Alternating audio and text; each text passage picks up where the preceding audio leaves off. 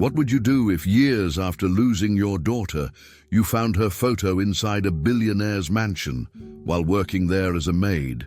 That's exactly what happens to Grace, but what truly changes everything is what his little girl says next. This is a story of love, loss, and a truth buried for far too long. Where are you watching from? Let us know in the comments. We love seeing how far these stories reach. This is another heartfelt tale from Mr. Edward's Tales, where real emotion meets stories that make you reflect on life. Before we continue with this story, don't forget to subscribe to the channel and like the video, because when you stop doing this, YouTube understands that you don't like this content and stops recommending good stories like this. Oh, and don't forget to comment below where you're watching us from. We love to know that. Grace Thompson had spent years trying to rebuild herself from ashes, both literal and emotional. The fire that had swallowed her small home 2 decades earlier had become the dividing line of her life. The before filled with warmth, baby laughter, and humble peace, and the after filled with empty hospital rooms, disorienting therapy sessions, and a silence that followed her like a shadow. Even now, whenever she closed her eyes for too long, she could hear the far-off crackle of flames, see Amelia's empty crib in her mind, and feel the helpless weight of her own arms, refusing to stop trembling. But life had not paused for her grief. Bills accumulated, the world kept moving, and Grace, still breathing despite wishing otherwise, had eventually learned to take small steps forward. She accepted temporary jobs, cleaned small apartments, and worked in shelters where no one asked questions about her past. Her progress was slow, uneven, and often painful, but it was progress nonetheless. When she finally managed to stabilize herself enough to rent a tiny room and keep steady employment, she told herself it was enough, that survival was all she could realistically hope for. Yet deep down, tucked in the part of her heart she rarely allowed herself to touch, there was still a quiet ache that whispered the same unbearable truth. She was a mother without a child, and nothing she did in the world could ever replace that loss. When Grace received the call offering her a permanent housekeeping position at a mansion outside Atlanta, she stared at the phone for nearly a full minute before responding. A mansion meant stability.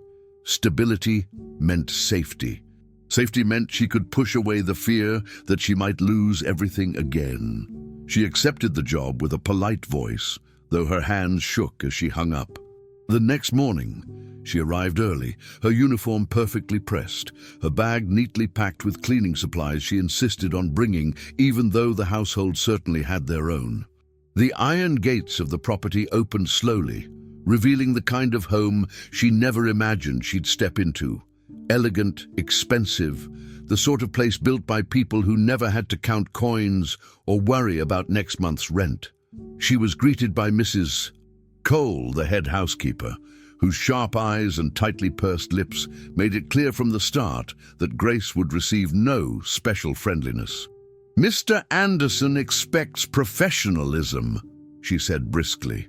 "No unnecessary conversations, no wandering, no personal stories."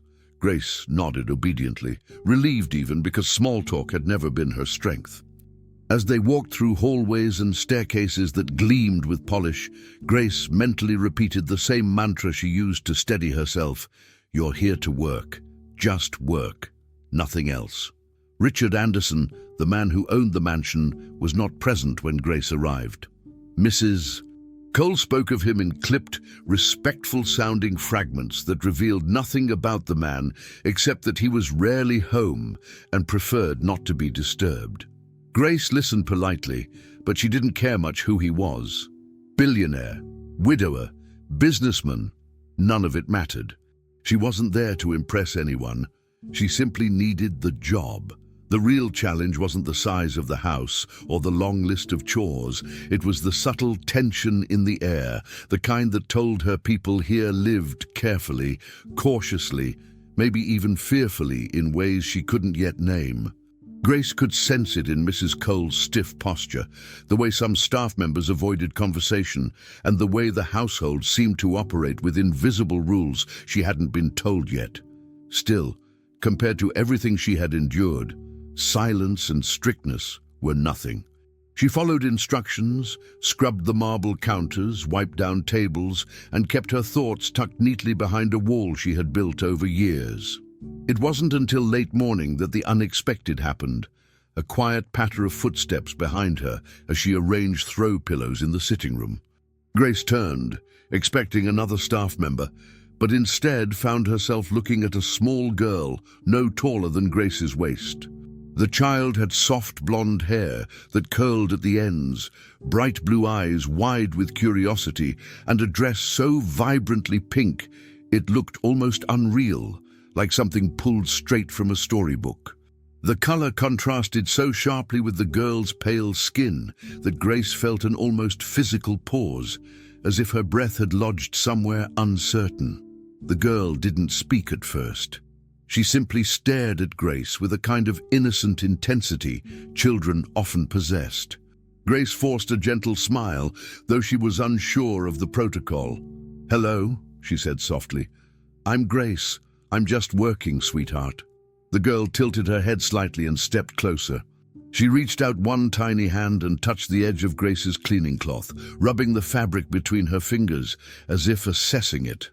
"Pink," the girl said suddenly. Grace blinked, confused until she realized the child was pointing at her own dress, as if announcing it proudly. Before Grace could reply, a younger nanny hurried into the room, slightly breathless. "There you are," she said to the girl, relieved. Then to Grace she added politely, "Sorry. She wanders off sometimes." Grace shook her head. "It's fine," she replied, though something inside her felt unexpectedly warm from the small interaction. The nanny introduced the child as Lily Anderson, adopted daughter of Richard Anderson. "She's very attached to anything bright," the nanny added, "especially pink. Sometimes it's the only thing that keeps her calm." Lily, still studying Grace with serious eyes, let go of the cloth and stepped back, but not fully, almost as if she wasn't ready to leave the moment behind. Grace watched her carefully, struck by an odd sensation she couldn't name, something between nostalgia, tenderness, and a sharp sting she'd learned to suppress whenever she saw a child Amelia's age would have been. She swallowed hard and pushed the feeling down, as she always did. After Lily left the room with her nanny, Grace forced herself back to work, but her hands didn't move as steadily as before. The sight of the girl's pink dress lingered in her vision longer than it should have. She reminded herself that she had met many children over the years while working in different homes. None of them had ever affected her like this girl had, but she assumed it was simply because Lily was around the same age Amelia had been on the day of the fire. It made sense. Trauma had a way of tying unexpected knots inside the body. Still, as she moved through the halls and continued her tasks, she found herself glancing toward doorways, hoping or fearing that Lily might appear again. It wasn't rational, and she knew it, but the feeling persisted. When she finally concluded her shift for the day, she paused at the doorway before leaving, glancing back at the pristine rooms, at the mansion that now carried the weight of complicated emotions she hadn't anticipated. And so, on her very first day working in the luxurious mansion outside Atlanta, Grace encountered the small girl in the radiant pink dress, the adopted daughter of billionaire widower Richard Anderson. The moment was simple, brief, but something inside Grace shifted nonetheless. She couldn't explain why, and she didn't try to. She simply gathered her bag, whispered a quiet goodbye to no one in particular, and stepped outside, unaware that meeting this bright little girl would become the first thread in unraveling a truth she had spent years believing was forever lost. Grace wasn't entirely sure when she began to sense it, but something about Lily's presence started to reach through the protective walls she had spent decades constructing. At first, the little girl would just appear in the periphery, watching quietly from corners or doorways while Grace dusted a shelf or polished the floor. Lily never interrupted, never asked questions. She simply stood and observed with the kind of calm, curious focus that made her seem older than her 4 years. Grace had worked in houses with children before, but they usually screamed, cried, demanded attention, or showed off with performative chaos. Lily was none of that. She moved softly, always barefoot, always in pink, and her gaze carried a depth Grace couldn't ignore. It unsettled her because it felt familiar, not in a way she could immediately identify, but in the way trauma often resurfaces, uninvited, without context, but heavy with meaning. Grace tried to remind herself that this job was just another step in her path back to normal. But Lily made it difficult to stay emotionally distant. There was something about her silence that reminded Grace too much of her own. Mrs. Cole, as expected, had no patience for Grace's observations or the quiet tension that Lily seemed to stir. The head housekeeper remained cold and critical, making a habit of highlighting Grace's smallest mistakes as if eager to find a reason to push her out. "You're not here to bond with anyone," she snapped one afternoon after catching Grace watching Lily trace shapes on the foggy window. "This is a professional household. Maintain distance." Grace didn't argue. She nodded, murmured an apology, and returned to cleaning the baseboards, though her stomach tightened with resentment. It wasn't that she was trying to bond. In fact, she was doing her best not to. She didn't want to grow attached. She didn't want the pang in her chest each time Lily looked at her with those wide, knowing eyes. But what Mrs. Cole didn't understand, and what Grace wasn't ready to say aloud, was that some connections didn't need time or words. They just existed, quiet and undeniable. After that conversation, Grace started being even more careful, keeping her eyes down when Lily was near, pretending not to notice when the little girl lingered in the same room longer than necessary. But it didn't stop the feeling, and the more she tried to suppress it, the stronger it grew. One afternoon, while Grace was organizing linens in the guest hallway, Lily appeared again. No nanny, no sound, just her small figure standing in the doorway holding a bright pink hairbrush. Grace almost ignored her, but Lily stepped forward and extended the brush in her direction. "For you," she said softly. The words, though few, startled Grace. It wasn't the gift itself that moved her, but the simple intention behind it. She crouched slowly, trying not to look emotional. "Thank you," she whispered, taking the brush with careful hands. "It's very pretty." Lily didn't say anything else. She just smiled briefly and sat cross-legged on the floor, watching Grace fold towels into perfect rectangles. They stayed like that for nearly 10 minutes. No conversation, no instructions, just two people sharing a silent moment of peace that neither fully understood. Grace continued working, her movements slower now, more deliberate. She realized something was shifting. This wasn't just a child playing. Lily was trying to communicate in her own way, and Grace, perhaps against her better judgment, was beginning to respond. That small act, the gift of a brush, wasn't just a child being cute. It was a gesture, an offering, and Grace accepted it with a reverence she didn't entirely understand. The connection deepened through similar unspoken exchanges over the next few days. One morning, Grace found a small, wrinkled drawing placed neatly on the edge of her cleaning cart, a stick-figure woman with a heart above her head and a tiny child beside her. The paper wasn't signed, but she didn't need to ask who had made it. That same day, while vacuuming near the staircase, Lily walked up behind her and held out a small candy wrapped in pink foil. Grace didn't take it at first. Her instinct was to say no, to reject anything that made the line between worker and family blurry. But then she looked at Lily's face, calm, expectant, and free of manipulation. It wasn't a bribe, it wasn't a game, it was another gesture, another silent bridge. Grace accepted the candy, whispered thank you, and felt a strange tightness in her chest she hadn't felt in years. Something like gratitude, something like grief. Later that night, alone in her room, she stared at the stick drawing and traced the little heart with her thumb. She had kept Amelia's old drawings for years, even the burned ones. And now, this new child, this stranger's daughter, was handing her something so hauntingly familiar, it made her question whether it was possible to grieve and heal at the same time. Despite the growing bond between them, Grace remained cautious. She knew better than to trust comfort. Life had taught her that stability was an illusion and that even the softest smiles could vanish without warning. Yet Lily kept showing up, kept watching her, kept offering tiny gifts and gestures that Grace couldn't ignore. One morning, as Grace knelt by the base of the fireplace, brushing soot from the corners, Lily sat behind her with a doll in her lap. "She lost her mommy too," Lily said, breaking the silence. Grace's hand paused mid-scrub. She turned slowly. "What did you say, sweetheart?" Lily blinked, looked down at the doll, and repeated quietly, "She lost her mommy, but she found someone else who loves her." Grace didn't respond. Her throat tightened, and her chest ached with a pressure she didn't know how to release. She wanted to ask, who told Lily such a thing? She wanted to explain that not every lost mother could be replaced, but she couldn't say anything.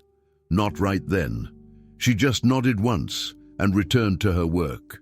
That day, Grace didn't sing while she cleaned. She didn't hum, she didn't pretend.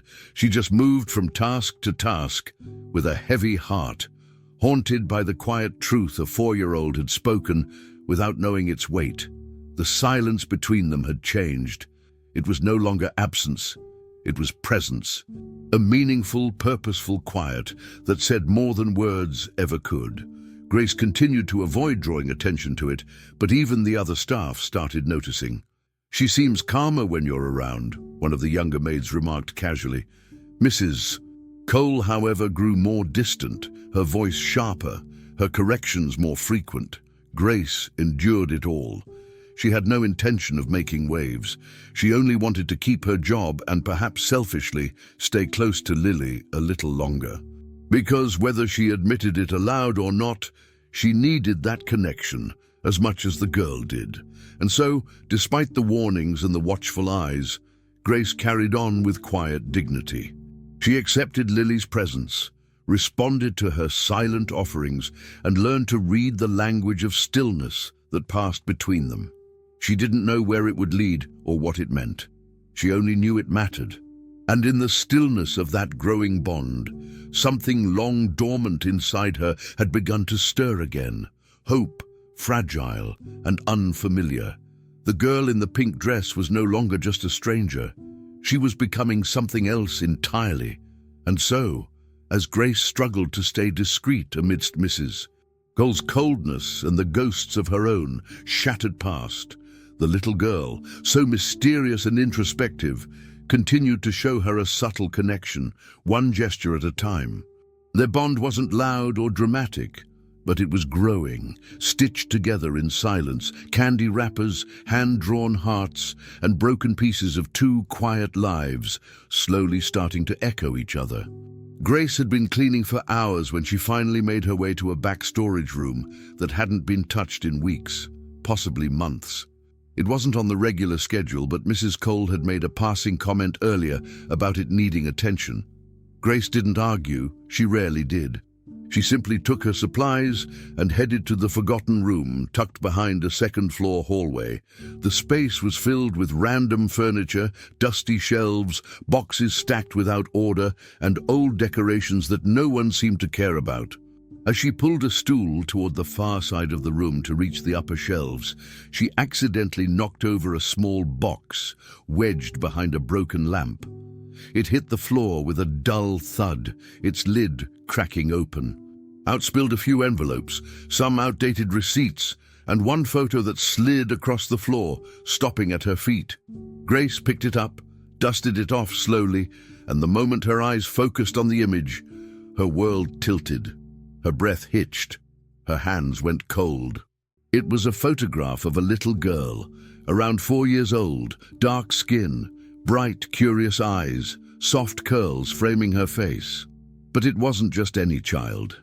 That face, those features, they were too familiar, too exact. Grace stared at it for so long, her vision blurred. Her fingers trembled as she knelt, holding the photo like it might disintegrate if she squeezed too tight.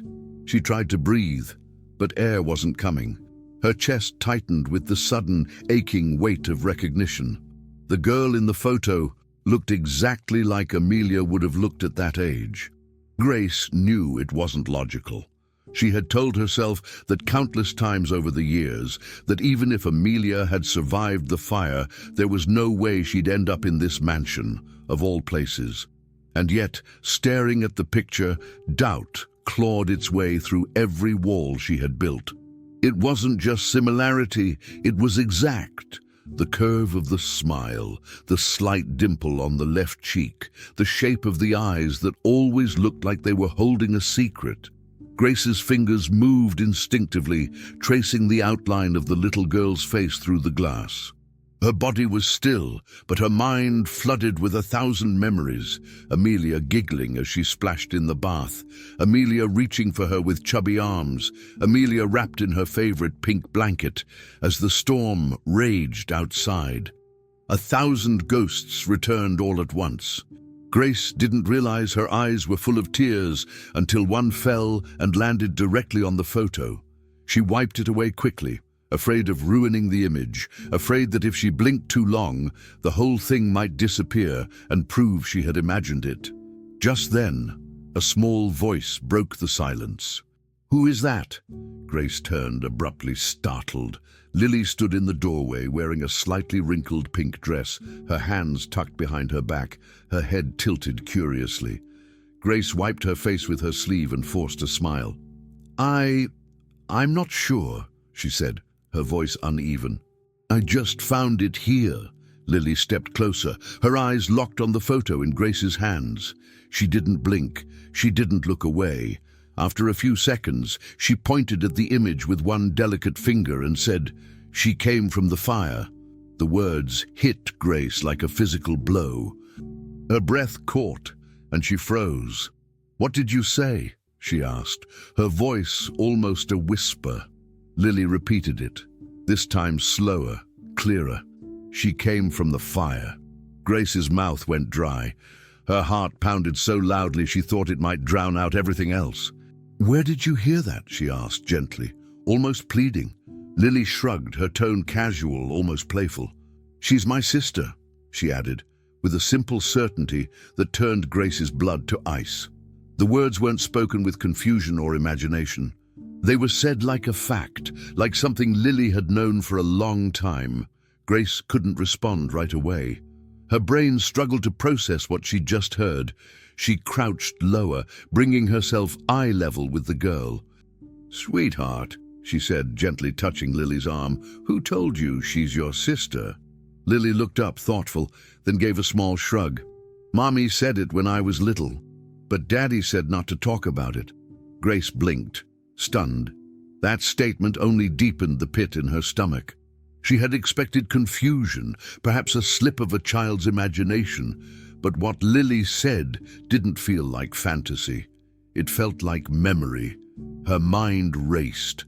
Could Richard Anderson and his late wife have adopted a child who wasn't an orphan at all? Could the agency have lied? Could Amelia have survived and been placed here under a new name, a new life, a sealed past? She felt dizzy with the questions, the impossibility of it all, yet her gut told her none of this was coincidence. She looked at Lily again, at the innocence in her eyes, at the way she stared at the photo as though she recognized something in it. This child knew something. Maybe not everything, but something. And Grace couldn't walk away from that. Not now. Her hands were still trembling as she tucked the photo gently into the back of her cleaning apron, careful not to let Lily see. She didn't want the girl getting questioned later, especially if someone realized she'd spoken too much. "Thank you for telling me," Grace said softly, her voice steadier now, though her heart still pounded in her chest. "It's our secret, okay?" Lily nodded with that same unreadable smile and walked off, her little shoes making the faintest tap against the hallway floor. Grace sat back on her heels and stared at the empty doorway for a long moment, unable to move. Her mind was spinning. She knew she had to be careful, deliberate. Asking too many questions could cost her the job. But doing nothing wasn't an option either, not anymore. That photo, those words, were more than just coincidences. They were cracks in the story she'd been forced to accept for 20 years. She stood slowly, legs weak beneath her, and looked around the room as if searching for something else. Another clue, another piece. But all she had for now was a child's words and a photo she couldn't let go of. And so, during the quiet routine of cleaning a forgotten room, Grace discovered an old photo of a little girl who looked too much like her lost Amelia to be a stranger. When Lily, the mysterious girl in the bright pink dress, saw it, she said the words that would rattle Grace's soul. "She came from the fire. She's my sister." And in that moment, everything Grace thought she knew about her past began to unravel. Grace couldn't sleep that night. Lily's innocent voice echoed in her mind over and over. "She came from the fire. She's my sister." The words carried weight far beyond a child's imagination, especially when paired with the photo that now sat tucked inside Grace's drawer, guarded like a sacred relic.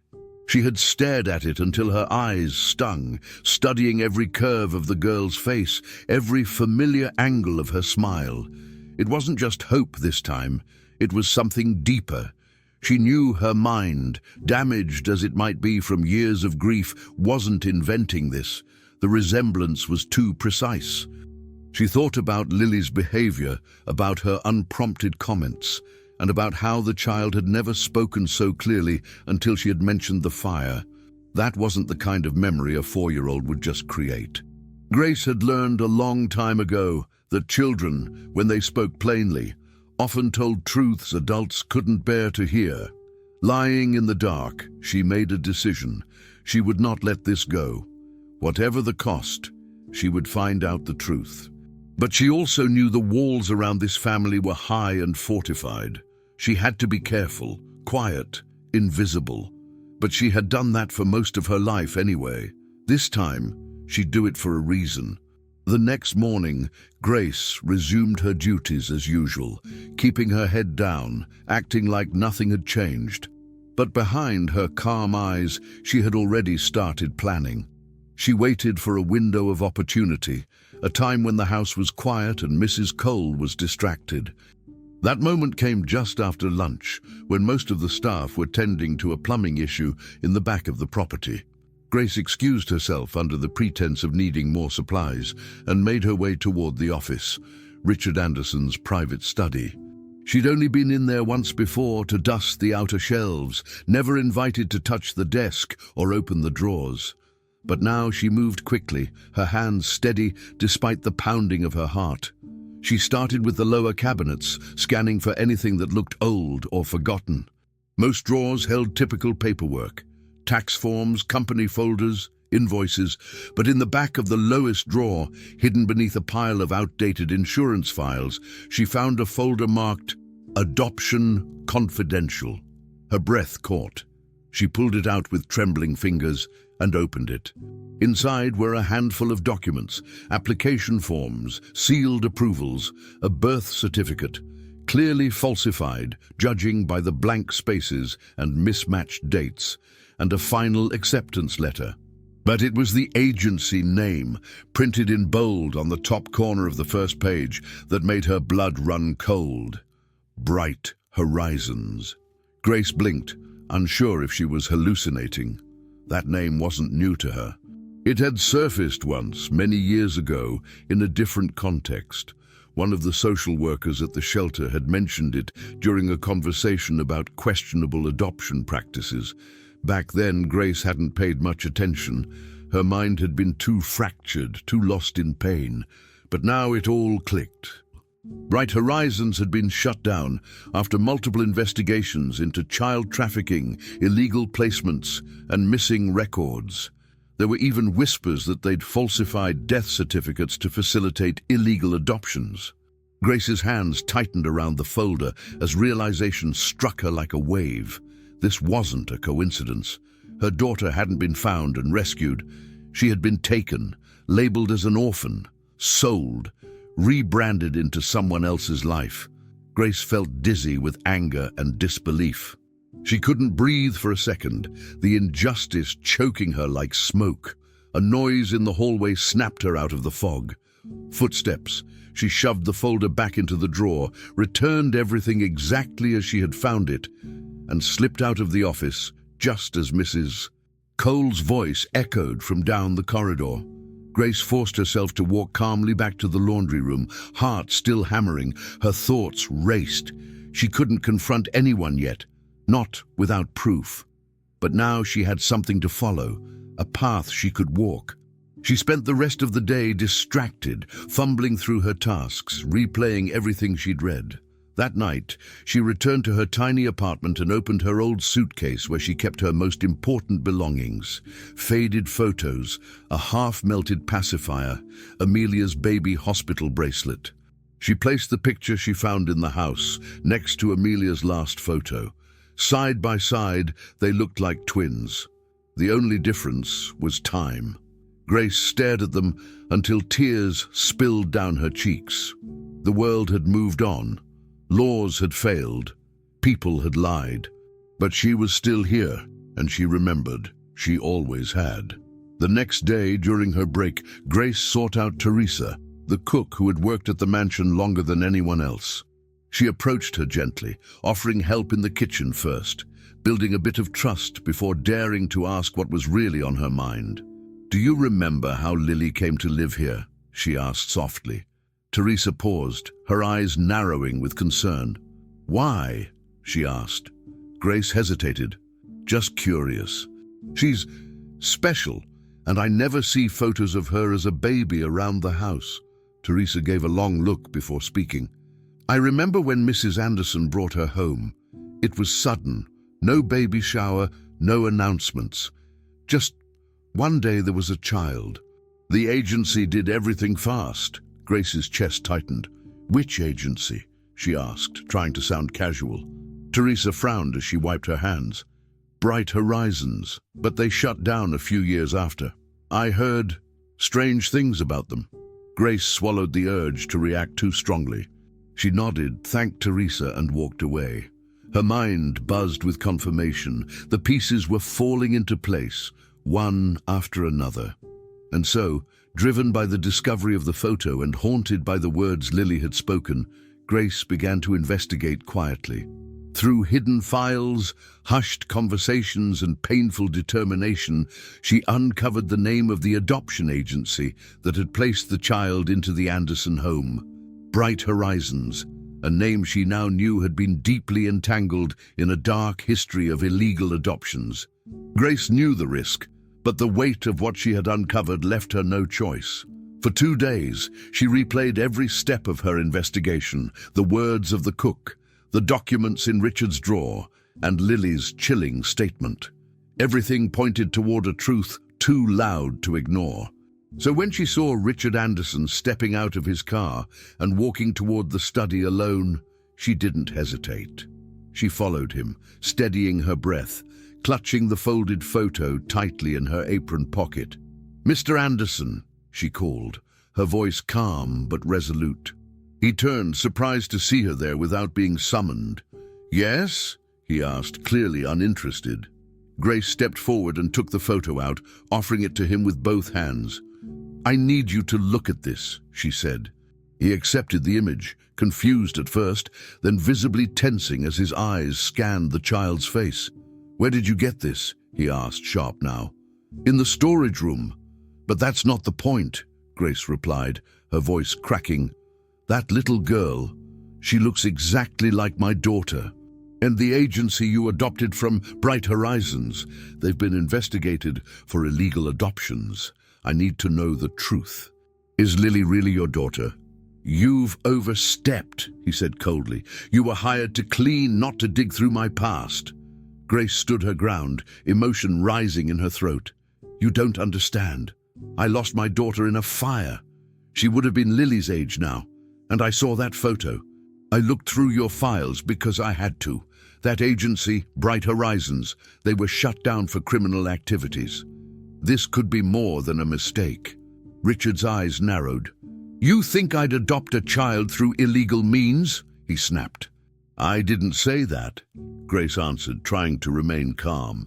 "But there's a chance Lily isn't who you were told she was.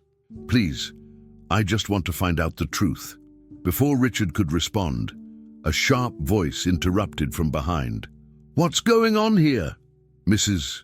Cole, the head housekeeper, had entered the room, her expression immediately turning hostile as she looked from Richard to Grace. "She's accusing you of fraud?"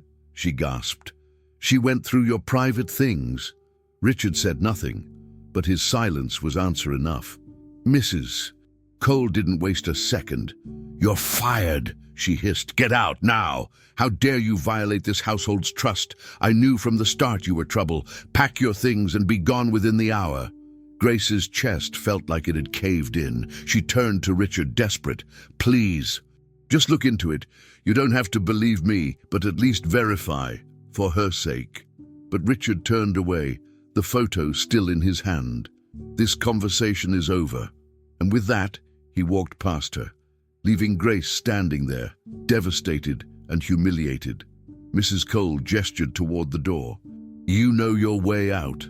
Grace left without a word, her face burning, her mind screaming. Her belongings were few and easy to gather, but the emotional weight of walking out that front door felt like a punishment she wasn't sure she could bear. She paused only once, long enough to take one last look at the house she had come to associate with both pain and possibility. She had been so close, too close it seemed. The truth was, something this house was not ready to face. But before she could step through the front gate, small footsteps echoed behind her, followed by a voice she had already memorized. "Wait!" Lily came running from the hallway barefoot, her dress slightly wrinkled, hair a little messy. She threw herself into Grace's arms, wrapping her small hands tightly around her waist. "You didn't lie," Lily whispered, her voice trembling. Grace bent down, holding her, eyes welling with tears. "How do you know that?" she asked softly. Lily just shook her head. "I just do. You didn't lie, Mrs. Cole's voice bellowed from inside, calling Lily back, but for a few seconds, neither of them moved. Grace placed her hand gently on the back of Lily's head. "It's going to be okay," she whispered. "I promise." Lily didn't respond, just clung harder as if she knew something was ending but didn't know why. Grace finally pulled back, wiped her tears and walked away, this time not defeated, but determined. She had something now. She had motive, memory, and above all, she had conviction. That night, Grace didn't sleep. Her thoughts were on Lily, on Richard's silence, and on the refusal to even acknowledge the possibility of a mistake. But Grace knew what she had seen. More importantly, she knew what she felt. The next morning, she began making calls. She used contacts from her time at the shelter, from people who worked in clinics, labs, and social services. Eventually, she found someone willing to help. The DNA test needed a sample, hair, saliva, anything. And Grace had been cleaning Lily's room for weeks. She had washed her bed sheets, collected her toys, handled her brushes. There were strands of blonde hair still stuck in her uniform from laundry day. She gathered them carefully, sealed them, and sent them for testing under a false name. The wait would be agonizing. But Grace had waited for 20 years. She could survive a few more days if it meant uncovering the truth. She stared at the package as the courier drove away and whispered to herself, "One way or another, we'll know." Cole of violating the household's trust, Grace was fired and sent away. But Lily ran to her side at the last moment, hugged her tightly, and whispered the words Grace needed to hear. "You didn't lie." Fueled by that truth, Grace made her decision. She would do a DNA test using a sample collected in secret, determined to finally uncover whether Lily was really the daughter she had lost to the fire. The envelope felt heavier than it should have. Grace sat on the edge of her bed, staring at the pristine seal for what felt like hours. She had barely slept in the past week, her thoughts consumed by what might be waiting inside. Every time the phone rang or a door creaked, she imagined the moment she would open it. And now, here it was, the truth printed on paper, final and cold. Her fingers trembled as she tore it open. Her eyes scanned quickly, skipping the formalities, rushing straight to the results. And then she saw it. Probability of maternity, 99.9998%. Her breath caught. It was real. No more guessing, no more hoping in the dark. Lily was her daughter, her Amelia. The fire hadn't taken her. Someone had. Grace dropped the paper, burying her face in her hands, letting the sobs finally escape after years of being held back. All those nights spent wondering, blaming herself, thinking she'd failed as a mother. It hadn't been her fault. And now she had proof.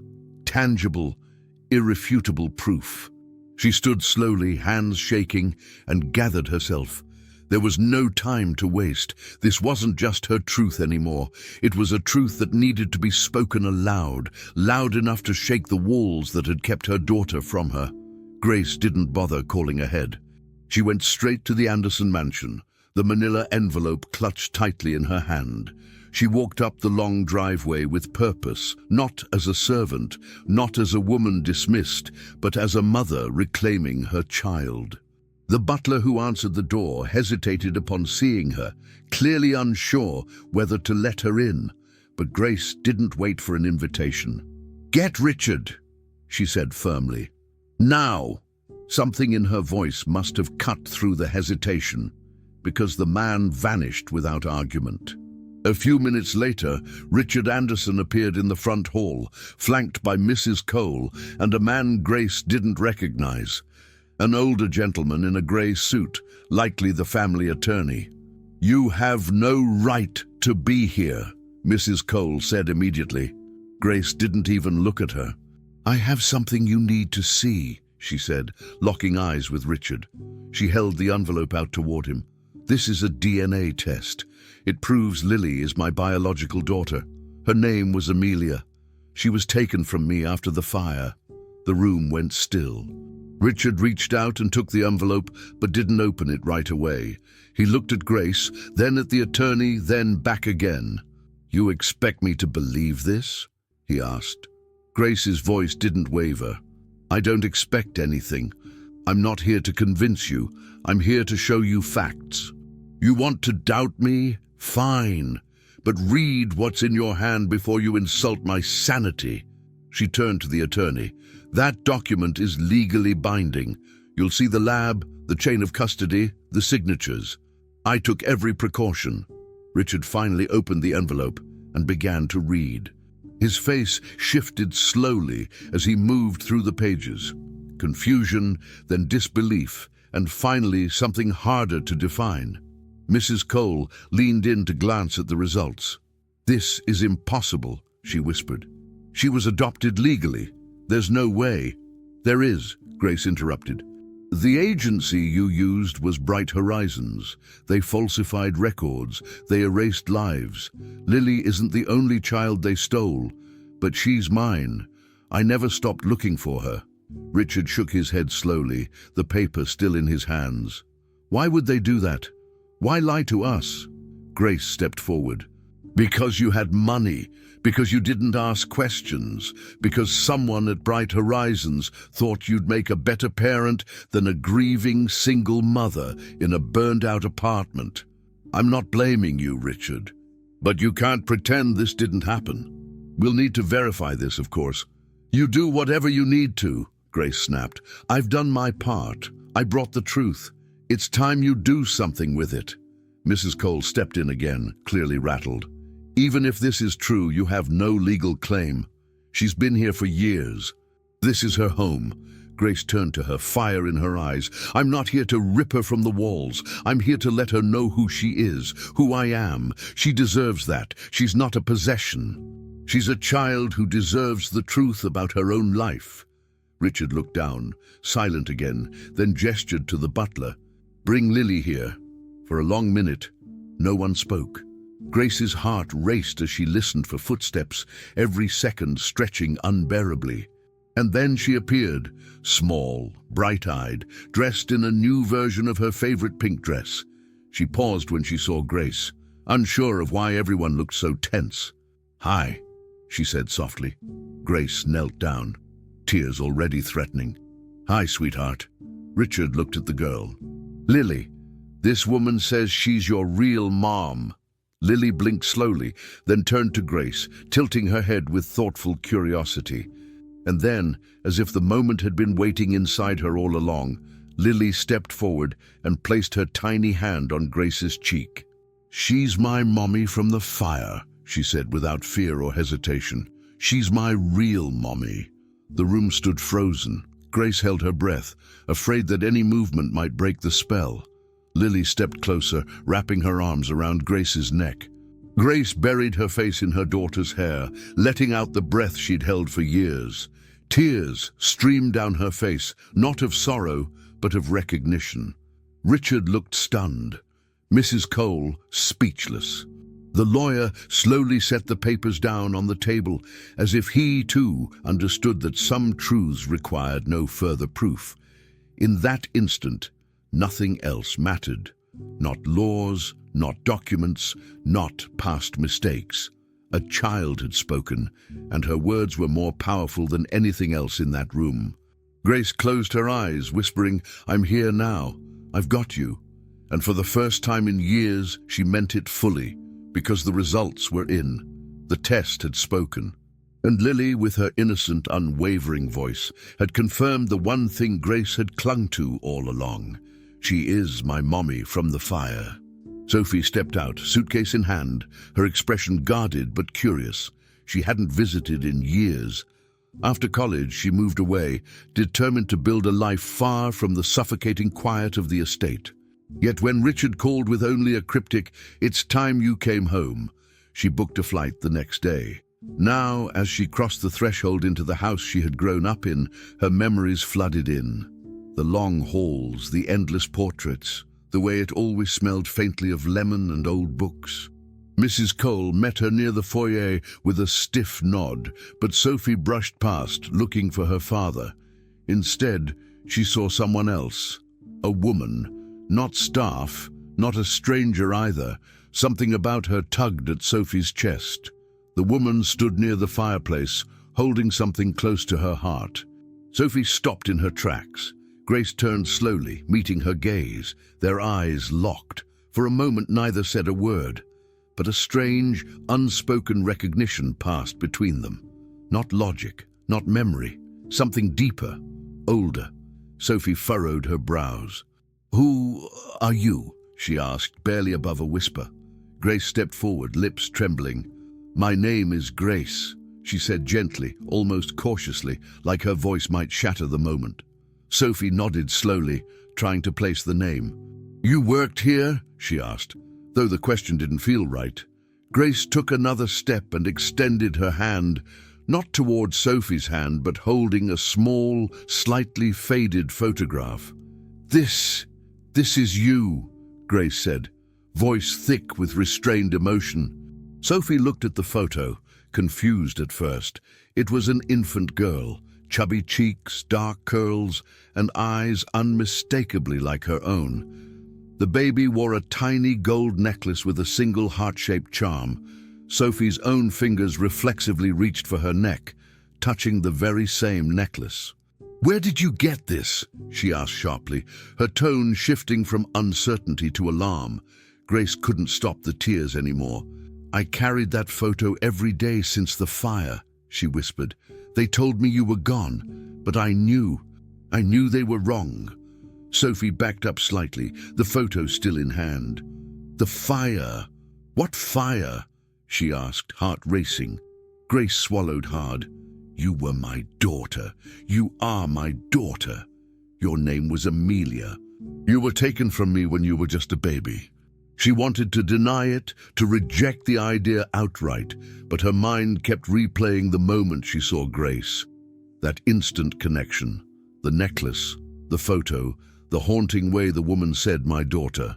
"You think I'm her?" Sophie asked, her voice cracking. Grace stepped closer slowly, like approaching a deer. I don't think, I know, there's proof, DNA. But even if there wasn't, my heart knew before any test could tell me. I recognized you the moment you walked in. Sophie blinked rapidly, the edges of her vision blurring.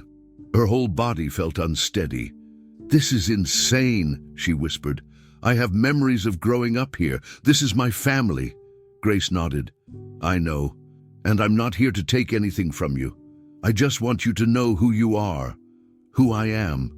Sophie looked down again at the photograph. Then at the necklace she never took off. Her hands shook. They told me I was adopted, she finally said, but it was vague, closed files. I never knew from where. She looked up again. But this changes everything. She remembered asking once when she was younger where she came from. Richard had hesitated, brushing it off with kindness and evasion. And now the questions that had followed her through her teenage years suddenly had answers. Not simple ones, not clean ones, but answers nonetheless. She took a slow step toward Grace, her throat tight.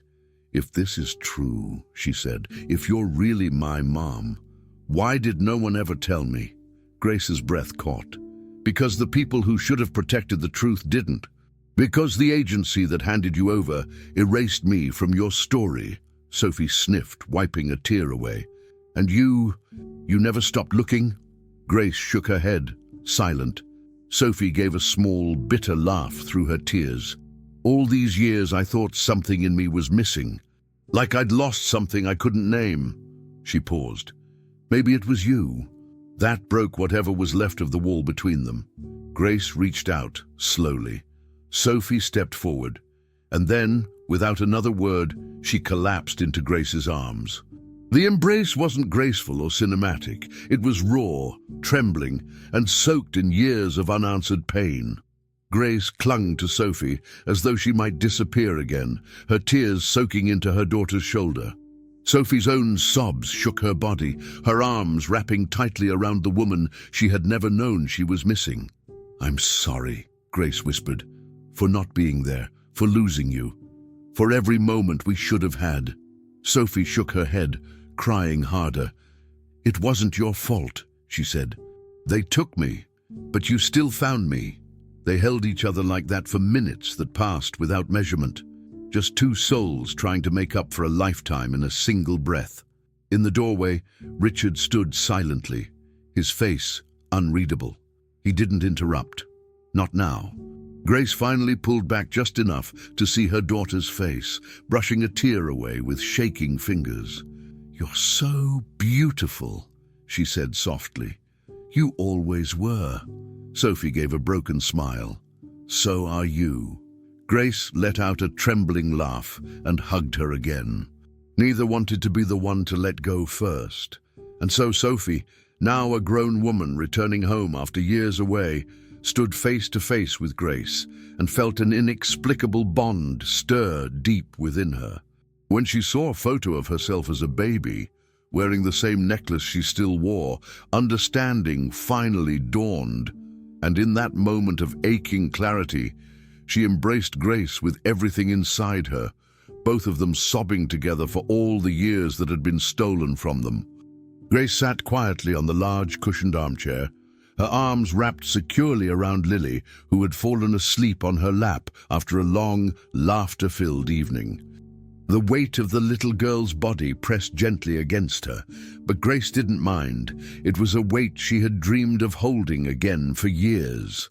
Sophie sat close by on the couch, her legs folded beneath her, watching the scene with a serenity that neither of them had known before this week. Their silence wasn't the cold, uncomfortable silence Grace had grown used to in this house. This one was sacred. It was filled with unspoken understanding, deep breaths, and silent acknowledgement of a family reunited. Sophie reached out and lightly brushed her hand against Lily's foot, smiling softly. She looked so much like me at that age, she whispered. Grace nodded, voice low. You were always full of energy, until your eyes got too heavy to fight sleep. Sophie chuckled, but there was emotion in her voice. It still doesn't feel real. Grace met her eyes. It is. We lost time, Sophie, but we found the truth. And now we get to decide what to do with it. Then came the soft sound of footsteps. Richard entered the room, slower than usual, his face lined with something new, not authority, not anger, something closer to regret. He stood a few feet from them, unsure of how to step closer. His eyes moved from Lily to Sophie, then finally to Grace. "May I?" he asked quietly, gesturing toward the empty armchair across from them. Grace gave a small nod.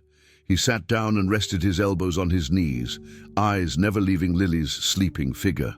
"I've been going over everything," he began. "The adoption records, the DNA test, your story. It's all undeniable." His voice cracked slightly, but he steadied it. "I owe you more than just an explanation. I owe you an apology, Grace. A real one." She said nothing, just watched him. "I failed her," he continued, nodding toward Lily. "I thought I was saving a child, giving her a better life, but I didn't ask the right questions. I didn't see what was missing. I should have done better. You didn't take her from me, Richard, but you kept her, even when the truth started to show. And that hurt more than you'll ever understand." He nodded solemnly. "I know. And if there's any way to make it right, I want to try." Sophie interjected, her voice calm but resolute. "Making it right doesn't mean undoing everything. It means showing up now, telling the truth, creating space for something new." Richard looked at his daughter, then at Grace. "You're right," he said. "I let the past stay buried because it was easier. But that doesn't make it right." Grace's voice softened, and her gaze drifted back to Lily. "All I ever wanted was for her to be safe, to be loved. You gave her that, even if it came from broken circumstances." Richard lowered his head. "I'm sorry for not seeing you sooner, for not believing you." Grace looked at him and gave the slightest nod. "I don't need you to fix the past. I just need you to honor the truth moving forward." Grace tightened her hold, brushing her lips over Lily's forehead. "She's been through so much," Grace whispered. "She doesn't even realize yet how strong she had to be." Sophie leaned her head against the back of the couch. "None of us do until we're forced to look back," she said quietly. Richard watched them for a long moment before speaking again. "You'll stay here, won't you? I mean, this can be her home, both of yours. I can arrange something." Grace held up her hand, stopping him gently. "Let's not rush. Let's rebuild with intention. One day at a time." Sophie looked over at her father. "She's right. This house has carried too many secrets. If we're going to live in it together, it needs to feel like all of us belong here, not just some of us." Richard nodded slowly, absorbing her words. "Then let's start there," he said. "Let's start by telling the truth, every day." No one said more. They didn't need to. The decision was unspoken, yet unanimous. Time didn't erase what had happened. Grace knew that. Forgiveness wasn't a magic spell, and healing didn't come from pretending the past didn't exist. It came from acknowledging it, giving it space, and still choosing to move forward. As she sat there with her daughter in her arms and Sophie at her side, she didn't feel like a victim anymore. She felt like a mother who had fought through fire, heartbreak, and years of silence just to sit in this moment. And the irony wasn't lost on her that the same fire that once tore her world apart had somehow led her back to it, not by erasing what happened, but by exposing the truth buried beneath the ashes. The silence in the house no longer haunted her. It no longer echoed loss. It now pulsed with presence, with love. It was imperfect, uncertain, fragile, but it was real. Richard stood slowly, nodding at both women. "Good night," he said. "And thank you." As he left the room, Grace let out a long, steady breath. She looked at Sophie, then down at the girl in her lap. And in that still, sacred quiet, Grace finally found what had eluded her for so long. Not the end of pain, but the peace that comes when truth is finally free. And so, on a calm night, Grace sat with the little girl curled up in her lap and Sophie at her side. The silence of the house, once filled with secrets and sorrow, now breathed with something new. And when Richard asked for forgiveness, owning his part in what had been lost, Grace didn't need to say much. Her peace didn't come from forgetting, it came from the truth, finally uncovered, finally shared, and the healing it carried in its wake. If this story moved you, make sure to subscribe to Mr. Edward's Tales for more powerful and emotional narratives. Like the video, share your thoughts in the comments, and send it to someone who would appreciate a story like this. Thank you for being part of this journey. See you in the next tale.